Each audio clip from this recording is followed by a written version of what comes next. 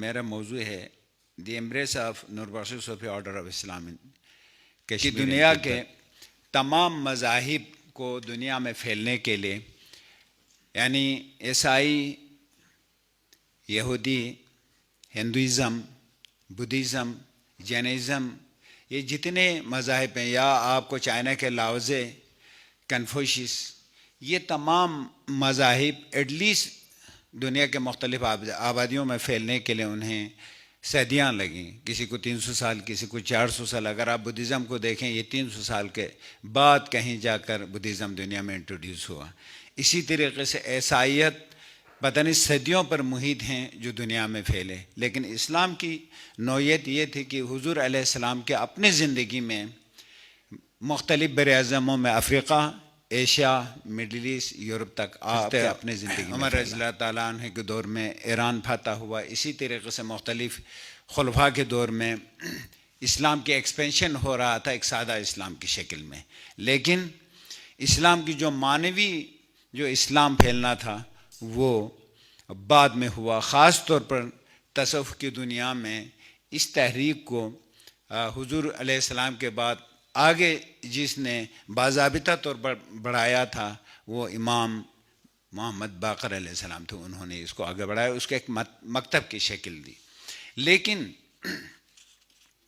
امام باقر کے دور میں زید ابن علی نے بنو امیہ اور قبائل اہل بیت کے درمیان ٹکراؤ تھا.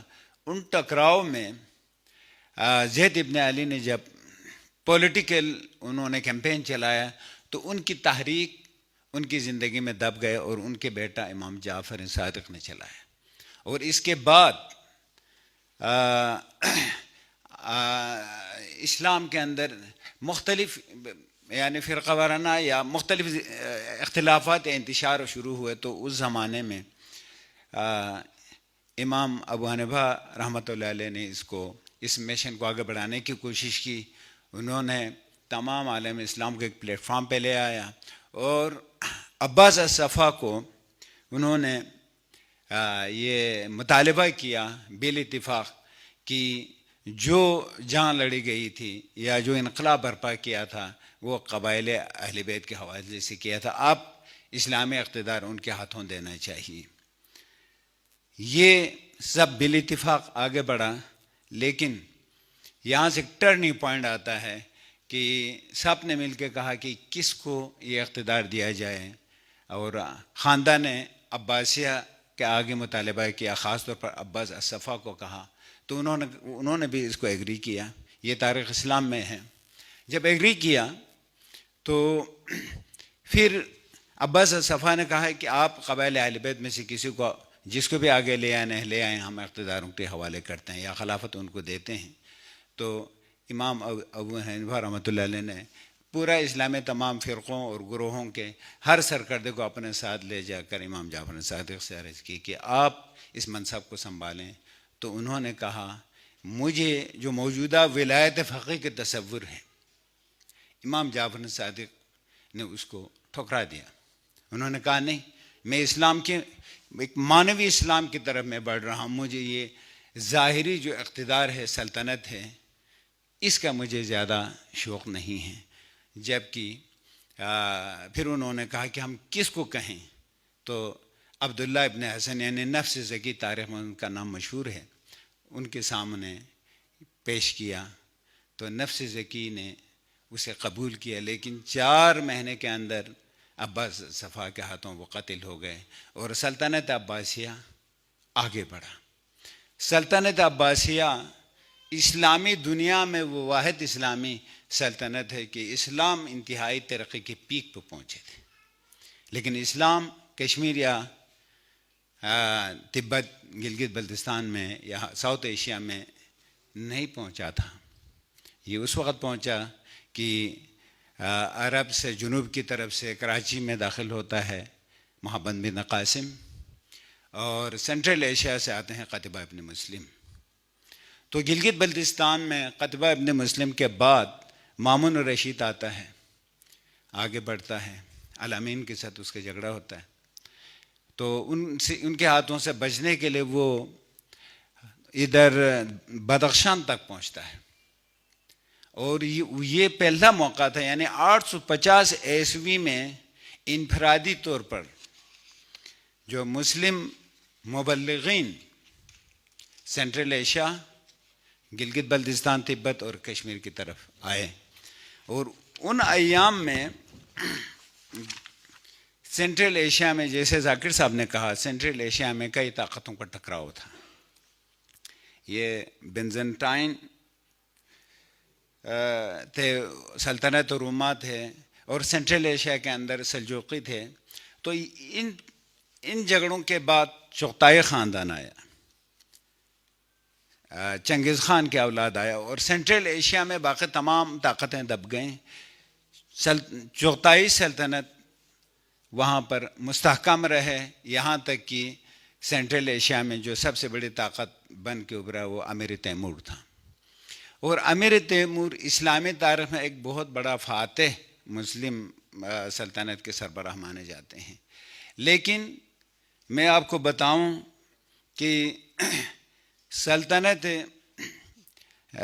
جو چغتائی سلطنت ہے، جن کو برلاس خاندان سے ان کا تعلق تھا، وہ ظاہری طور پر وہ فاتح، مسلم فاتح تھا، لیکن اس کے اندر ایک ٹکراؤ تھا۔ وہ خاندانی طور پر چونکہ چنگیزی تھا، تو زیادہ تر ان کا جو بلیف تھا، یا ان کا جو اعتقاد تھا، یا ان کا جو خیال تھا، وہ عالمگیری تھا، مذہب سے زیادہ سلطنت کو فروغ دینا چاہتا تھا۔ جبکہ سینٹرل ایشیا میں دین اسلام پھیلنے کے بعد سب سے زیادہ تصوف پر کام ہوا ہے، فقہ پر کام ہوا ہے، یا فلسفے پر، اسلامی فلسفے پر کام ہوا ہے، یہ زیادہ تر سینٹرل ایشیا سے لوگ ابھرے ہیں۔ جتنے بڑے بڑے محدثین ہیں، امام بخاری ہو، یا جو بھی محدثین ہیں، یا جو صاحب فقہ ہیں، یہ سارے سینٹرل ایشیا سے ابھرے۔ آج اسلامی دنیا میں اگر بڑی مستند تواریخ یا فقہ، صاحب فقہ ہیں، تو وہ ان کا تعلق زیادہ تر سینٹرل ایشیا سے ہیں۔ تو یہاں پر کنفلکٹ آف آئیڈیاز بہت چلے، اور خاص طور پر چنگیزی طاقت کے ساتھ جس طاقت نے ٹکر لیا تھا، وہ تصوف اور عرفان کے حامی لوگ تھے، اور اس میں نمایاں جس شخصیت کے ساتھ ٹکراؤ ہوا وہ میر سید الحمدانی تھے۔ میر سید حمدانی وہاں پر دین اسلام کی ایک سچی ایک معاشرہ اور ایک فقہ کو وہ آگے بڑھانا چاہتے تھے، لیکن ڈر یہ لگا، چونکہ ان کے ماننے والے بہت تھے، ڈر یہ لگا ان کو کہ کہیں ایسا نہ ہو کہ یہ ہمارے اقتدار کو ختم کر دیں۔ انہوں نے سید الحمدانی کو وہاں سے ملک بدر کرنے کی کوشش کی۔ پہلے تو انہوں نے آپ کو شہید کرنا چاہا، جب یہ نہیں ہوا تو ان کو ملک بدر کیا۔ یہ وہ بہانہ تھا کہ آپ سینٹرل ایشیا سے کشمیر داخل ہوئے، چینی ترکستان یعنی موجودہ شینکیانگ کے صوبے کی طرف سے آپ تبت میں داخل ہوئے، پھر بلتستان میں داخل ہوا، اور اسلام سرکاری سطح پر ان علاقوں میں، کشمیر، تبت اور گلگت بلتستان میں اور چینی ترکستان میں جن کو سرکاری سرپرستی ملا، وہ میر سید الحمدانی کے دور میں ملا۔ حالانکہ ان سے پہلے بہت سارے مسلم مبلغین گلگت بلتستان، تبت اور ان علاقوں میں پہنچے تھے، لیکن میجورٹی مسلمان نہیں ہوئے تھے۔ اور میں ایک اور اس حوالے سے ایک اور بات کروں، جو برصغیر ہند میں جو وحدت شہود کا نظریہ یہاں پہنچا، اور عملی طور پر وحدت شہود کو جو فروغ ملا وہ مولانا سرہندی کے دور میں ہوا۔ یہ وہ نظریہ تھا جو نوربخشی سلسلے کے جو عظیم اسکالر، میں خاص طور پر نوربخشی جو سلسلے میں سب سے پہلا اور سب سے عظیم انسان تھا، جنہوں نے اس پر باقاعدہ ایک مکتب کے طور پر چلایا۔ بغداد میں اسلامی مرکز تھا، بغداد مکتب تصوف وہاں چلا، وہ جنید بغدادی تھا۔ اس کے بعد نجم الدین کبریٰ کثیر التصانیف شخصیت تھے، اور وہ اسی سلسلے کا مرشد تھا۔ انہوں نے اس مہم کو آگے بڑھایا. اس کے بعد بہت سلسلے میں بہت عظیم لوگ آئے ہیں، لیکن جن لوگوں نے قلمی خدمت کی یا ہم تک جو پیغامات کتابوں کے شکل میں پہنچا ہے وہ علاء الدولہ سمنانی تھا، جن کی 120 کتابیں انہوں نے لکھی ہیں خاص طور پر تصوف کے موضوع پر. اور برصغیر ہند میں جو آج بھی ایک پرامن یا دوستی والا، جیسے آپ قوالیوں میں بھی جو ہمارے نقش بندی ہیں، انہوں نے تبلیغ کو مقامی کلچر کو برقرار رکھتے ہوئے انہوں نے کسی کو قتل نہیں کیا، بلکہ انہوں نے اس کلچر کو اسلامائزیشن کی طرف کنورٹ کیا. اسی طریقے سے میں آپ کو گلگت بلتستان کی بھی بات کروں، ہمارے بہت سارے روایات آج بھی پرانے اسلام سے پہلے کی روایت ہیں، لیکن انہوں نے ان روایتوں کو ختم نہیں کیا، لوگوں کو قتل نہیں کیا، بلکہ اس کے اندر جو غیر اسلامی یعنی وحدت سے باہر کی باتیں تھیں کثرت کی طرف، تو ان کو ختم کرنے کے لیے ان کی جو ریچولز تھے یا ان کے منتراز تھے ان کو تبدیل کیا. جتنے بھی ریچولز ہیں ان کو ختم نہیں کیا، اس کو اسلامی بنا دیا. یہ بہت بڑی بات ہے. یہ سید الحمدانی نے بھی یہی چیز کی، اور باقی دنیا میں بھی اس طریقے سے انہوں نے یہ معاشرے کو اسلامی بنایا کسی قتل کے بغیر. اور پھر اگر آپ دنیا کی تاریخ دیکھیں اسلامی ورلڈ میں، جہاں صوفیہ کرام نے تبلیغ کے ذریعے سے عملی مظاہرے کے ذریعے سے جہاں جہاں بھی اسلام پھیلایا، وہاں پر ان اسلام کو گلے سے لگایا. آج بھی اسلام کے ساتھ ان کی بہت بڑی محبت ہے. وہ ٹرو مسلم کے طور پر آگے بڑھنا چاہتا ہے. جہاں سختی اور زبردستی تلوار سے اسلام پھیلانے کی کوشش کی، وہاں پر برقرار نہیں رکھ سکا. مثلا آپ مالٹا کو جا کے دیکھیں، آپ اسپین کو دیکھیں. اسپین میں ہم نے جنگ کی تھی، جدوجہد کے ذریعے سے کیا تھا. آج اسپین مسلم نہیں ہے. سندھ میں محمد بن قاسم نے سندھ کو فتح کیا. یقیناً برصغیر ہند میں اسلام جہاں ادھر سے آیا، شمال سے آیا ہے یا مغرب سے آیا ہے، اسی طریقے سے جنوب کی طرف سے بھی داخل ضرور ہوا. لیکن سندھ کے اندر آج بھی محمد بن قاسم کو اگر سندھیوں کے اندر جا کے دیں گے، وہ اس طریقے سے ایکسیپٹ نہیں کرتے ہیں جس طریقے سے پاکستان کے ہمارے کانٹیکسٹ کی کتابوں میں مانے جاتے ہیں. مجھے پتہ ہے جب میں کراچی یونیورسٹی میں پڑھتا تھا تو ہمارے بہت سے سندھی دوست کہتے تھے جی محمد بن قاسم تو قاتل تھے یا ڈاکو تھے. وہ آپ راجہ طاہر کو ہیرو سمجھتے ہیں.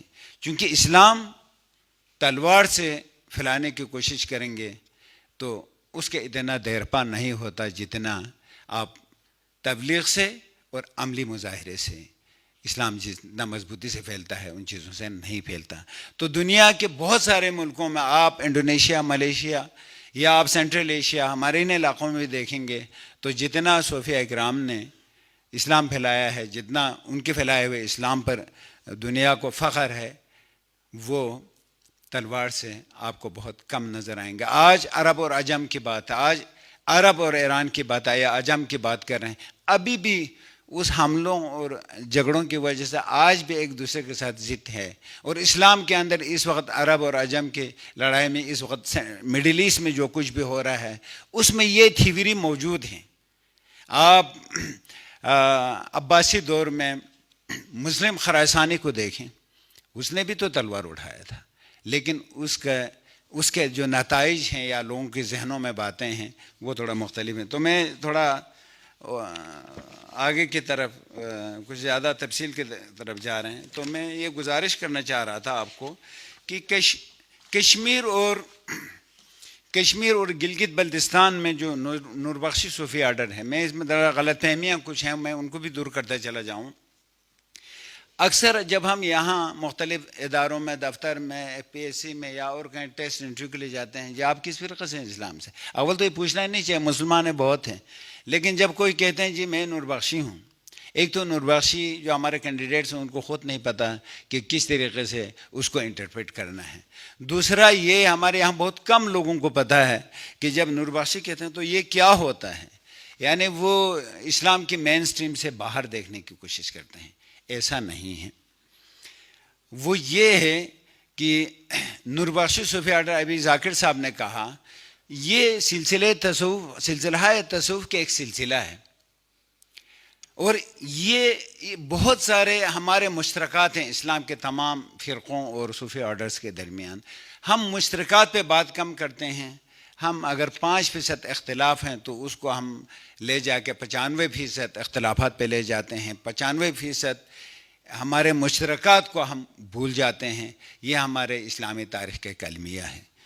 ایسا نہیں ہونے چاہیے. جیسے ذاکر صاحب نے جو اس کی بنیادی تھیم ہے، یعنی یہ سلسلہ تصوف میں فقہ بہت کم ہوتا ہے، نہ ہونے کے برابر ہے، لیکن نور بخشیوں میں ایک امتیازی جو ایک پوزیشن دکھاتے ہیں، وہ سلسلہ تصوف کے ساتھ ساتھ فقہ کے بھی ماننے والے ہیں، جو فقہ احوت کو اپنے لیے روڈ میپ سمجھتے ہیں.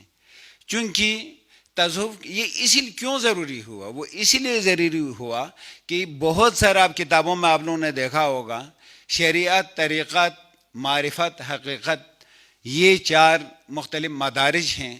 تو اکثر و بیشتر لوگوں نے انٹرپریٹ یہ کیا کہ شریعت طریقت سے مختلف ہے، اور بہت سارے نام نہاد مختلف لوگوں نے طریقت کو شریعت سے الگ کیا، اور طریقت میں بہت سارے چیزیں، خاص طور پر حضرت موسیٰ علیہ السلام کے حضرت خضر کے ساتھ سفر میں جو کچھ واقعات ہوا، اس کو بنیاد بنا کر ہم شریعت کو چھوڑ کے طریقت کو الگ لے کر اسلام کے اندر خامی پیدا کرنے کی کوشش کی. جو غیر شرعی تھا اس کو جواز بنانے کی کوشش کی.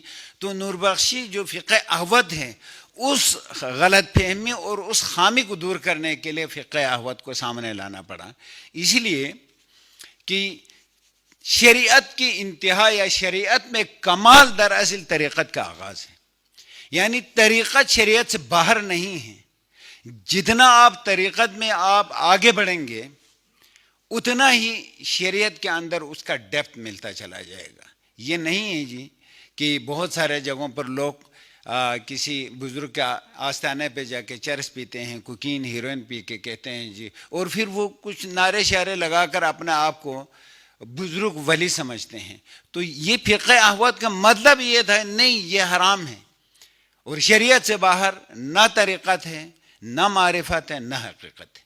یہ تمام چیزیں شریعت کے اندر ہیں، اور شریعت کا تعلق حواس خمسہ سے ہے، یعنی عالم انفس سے ہے. عالم ملکوت جبروت سے نہیں ہے. عالم ملکوت فرشتوں کی انرجی کی عالم ہے. تو لہٰذا ان تمام جو غلط فہمیاں ہیں شریعت کے ساتھ جو کنٹراسٹ ہیں اس کو دور کرنے کے لیے فقہ اول لکھا، اور نور بخشیوں نے اپنے آپ کو نمایاں کرنے کے لیے اس فقہ کی وجہ سے، جیسے فقہ حنیفیہ، فقہ جعفریہ ہے تو فقہ نور بخشی کے نام سے جانے جاتے ہیں، ورنہ یہ تصوف کے مین سٹریم کا سلسلہ ہے. اور تصوف کے جو اگر آپ اس کے درمیان میں آپ دیکھیں گے تو جنید بغدادی تک پہنچتا ہے، اور سوائے نقش بندیوں کے باقی تمام سلسلہ ہے تصوف حضرت علی تک پہنچتا ہے. تو یہ انٹر کنیکٹڈ ہیں. اس کو آپ دیگر تصوف کے فقہ سے یا تصوف کے سلسلوں سے آپ الگ نہیں کر سکتے ہیں. یہ مختلف برانچز ہیں اس کی. تو یہ تھا. اور پھر میں آپ کو گزارش یہ کروں کہ ایک جو اس میں ضروری باتیں ہیں، ہمارے بہت سارے گلگت بلتستان کے اندر ہی اور نور بخشوں کے اندر لوگ سمجھتے ہیں کہ سید علی احمدانی پہلا مسلم پریچر تھا کہ وہ یہاں تشریف لایا اور انہوں نے اسلام پھیلایا، بلکہ 850 میں آئے ہیں. عباسی دور میں الفضل تھا، اس نے اپنے لوگوں کو بھیجا. سید علی احمدانی علیہ رحمت تشریف لانے کے بعد کشمیر، گلگت بلتستان، تبت اور سینٹرل ایشیا کے بہت سارے علاقوں میں یہ سرکاری مذہب کے طور پر اسلام پھیلنا شروع ہو گیا. تو جب سید علی احمدانی یہاں تشریف لے آئے، اور اس وقت سید علی احمدانی کے بارے میں کوئی یہ نہیں کہہ سکتا کہ سید علی احمدانی کس فرقے سے تھا. کچھ لوگ کہتے ہیں آپ کے نماز کے طور طریقے کو دیکھ کر آپ کو شافعی سمجھتے ہیں، آپ کے ائمہ اہل بیت کے ساتھ محبت کو دیکھ کر آپ کو شیعہ قرار دیتے ہیں، اور خلفاء اور ازواج مطہرات کے بارے میں ان کی بے پناہ محبت اور خلوص کو دیکھ کر سمجھتے ہیں یہ سنی ہیں. یعنی سید الحمدانی کی ذات اسلامی دنیا میں واحد شخص ہیں پورے عالم اسلام کی سطح پر کہ وہ ہر کوئی فرقہ ان کو اپنا پریچر سمجھتے ہیں، پرائز سمجھتے ہیں. یہ ان کو یہ اعزاز حاصل ہے سید الحمدانی کو. اب سید الحمدانی کے جو شاگرد ہیں، اسحاق ختلانی ان کے جانشین تھا. اسحاق ختلانی کے بعد جو ان کا مرید تھا میر سید محمد نور بخش، لیکن ان کی اپنی زندگی میں وہ خود مرشد تھا، لیکن انہوں نے اپنے شاگرد کو مرشد مانا. اسی لیے جو اور مرشد ماننے کے بعد انہوں نے ان کا لقب سید محمد بیزوی کہتا تھا، کبھی آپ کو قشتانی بھی کہتے تھے. تو انہوں نے خود ان کے مرشد نے مرید اختیار کیا، اپنے مرید کو مرشد ڈکلیئر کرنے کے بعد انہوں نے لقب دیا نور بخش. نور جن سے نور پھوٹتا ہو، جن سے روشنی، جن سے سکون راحت ملتا ہو. تو میر سید محمد نور بخش، اب ہمارے نور بخشی دنیا میں یہ ہے، یہاں پر سید محمد نور بخش بلتستان تشریف لے آئے. سب سے پہلے اس بات کو کس نے لکھا؟ مولوی حشمت اللہ نے تاریخ جموں میں لکھا. وہ بدنیتی پر مبنی لکھا، ایک سازش کے تحت لکھا. آج بھی نور بخشی دنیا میں ہر ایک یہ فخر کرتے ہیں سید محمد نور بخش بلتستان تشریف لے آئے. بالکل تشریف نہیں لے آئے.